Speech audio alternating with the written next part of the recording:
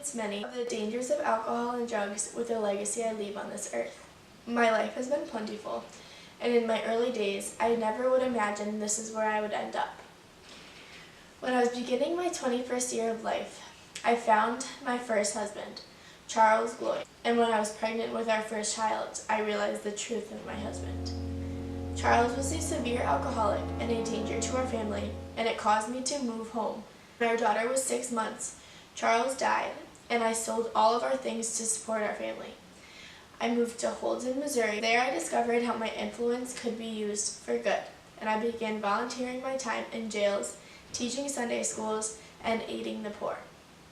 Not long after, I met Carrie Nation, my soon-to-be second husband, who was 19 years my senior. Together we lived and worked for many years in Kansas, while I continued to volunteering my time. It was then that I figured out how alcohol was the root of all the evils of the unfortunate people I was helping. My fury grew toward the substance that had ripped apart my family and hurt so many.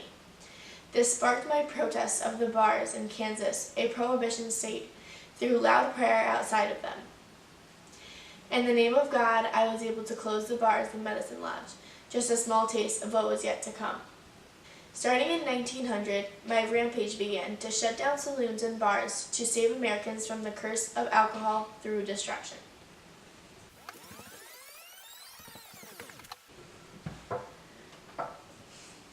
I began in Kiowa, Kansas, because God came to me and told me that was my mission.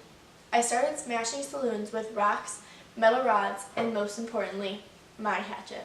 I was exhilarated by this new way of using destruction to make change happen, and with my hatchet, I traveled wrecking bars across the country. I was mainly successful in getting my point across that alcohol was a poison and should not be legal within the country. However, my actions had consequences, and many times I ended up in jail. Still, I was proud of what I was doing.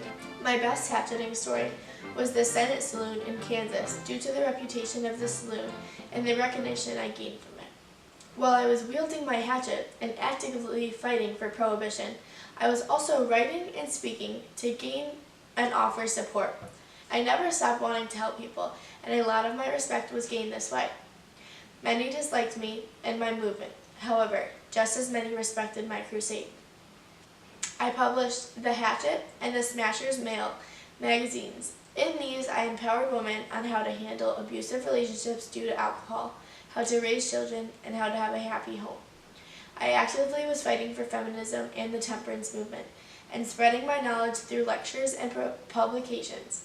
However, that is all behind me, and now, because of my failing health, I reside, at the end of my plentiful life, in Kansas City, waiting for God to take me. I have done what I could, and I realize not all will understand my ways, but as a woman, simply speaking and praying has little impact when you want to make a difference.